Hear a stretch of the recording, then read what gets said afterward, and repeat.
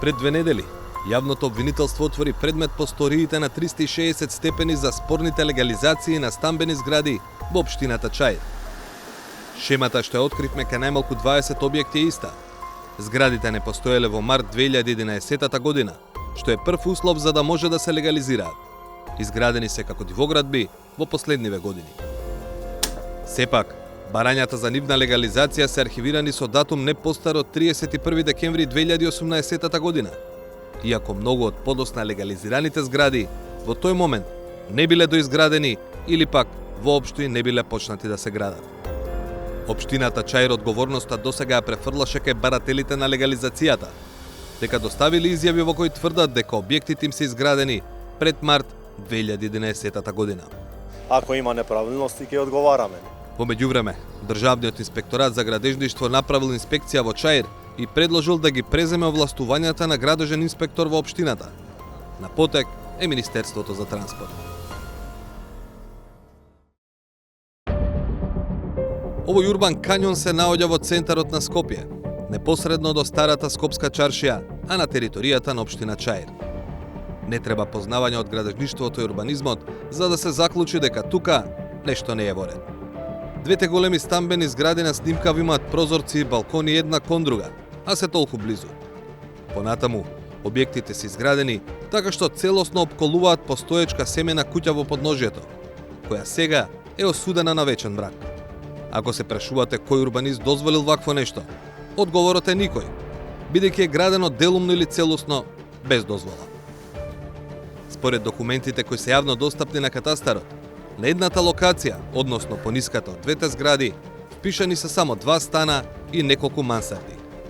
Едниот стан е на првиот, другиот е на 6-тиот кат. Дел од тоа што е впишано во катастарот е легализирано со решение на општина Чаир од 16 јануари 2023 година.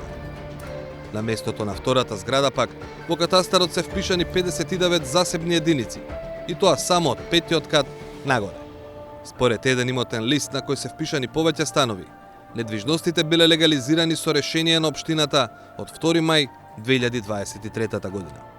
Иако е симптоматично дека се легализирани само делови од објектите, овие случаи се само уште еден пример дека во општината Чаир не само што на диво се градат големи објекти, туку и потоа недозволено се легализираат.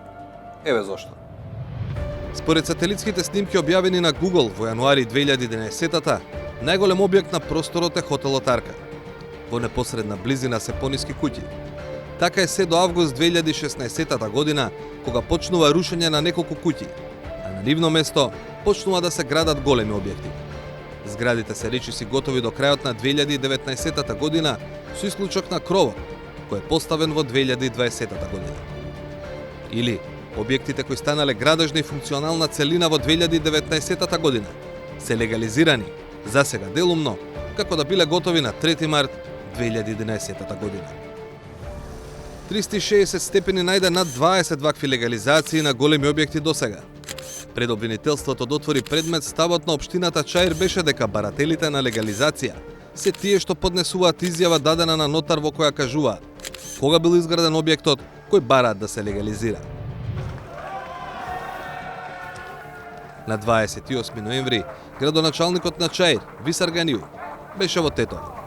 Заедно со неговиот сопартиец и лидер Изет Меджити, учествуваа на формалната промоција на така наречениот Европски сојуз за промени, платформа на неколку опозицијски партии на албанците. Јавното обвинителство отвори предмет за случаите со легализациите. Кој е вашиот коментар? Они нека ја вршат своја работа, ние све што ќе побараме тука сме. Ако има неправилности ќе одговараме, не. Како медиуми ние објавивме дека дел од зградите реално не постоеле пред 2011 година. Дали вие како општина ќе постапите некако? За тие има изјава од собствениците што аплицирале. Така, но бидејќи сега знаеме дека изјавите се лажни, дали вие ќе постапите на некој начин или? Ја не сум обвинител со да настапувам. Мислев кон барателите на легализација, дали вие како општина ќе постапите? Нека судот одлучува, врз база на тоа што ќе одлучуваме и ние. Рано е да се очекуваат детали од постапувањето на обвинителството за легализациите на дивоградби во општина Чаир. Но во меѓувреме се случили и други настани. Државниот инспекторат за градежништво, кој патем е воден од кадар на ДУИ, доскорешната матична партија на Висар Ганиу Изет Меджити направил вонреден инспекцијски надзор во Чаир. Констатирале дека градоначалникот на општина Чаир нема назначено стручен административен службеник, на работно место овластен градежен инспектор и не склучил договор за меѓуопштинска соработка со некоја општина за вршење на инспекцијски надзор од областа на градежната инспекција. ова значи дека општина Чаир ниту назначила, ниту позајмила лице кое на терен може не само да детектира, туку и да носи решенија за запирање или рушење дивоградби. Поради тоа, Државниот инспекторат до Министерството за транспорт и врски доставил предлог за добивање на овластувањата за вршење на работите од надлежност на овластен градежен инспектор во општина Чаир. Од транспорт потврдија дека го примиле предлогот, но велат засега не донеле одлука. Министерството согласно Законот за градење веќе го разгледува ова барање и е во меѓуресорска координација со инспекцијскиот совет. Штом ги прецизираме насоките кон Државниот инспекторат за градежништво и урбанизам, ќе информираме навремено. Ваквиот, навидум недоволно јасен став, не е без основа. Според упатен извори, проблемот лежи во Законот за градење. Согласно член 144, во вакви случаи, инспекторатот мора да бара овластување од министерот за да ја преземе општинската инспекција. Но, законот е пишуван и донесен во време кога Државниот инспекторат за градежништво беше орган во состав на Министерството за транспорт и врски.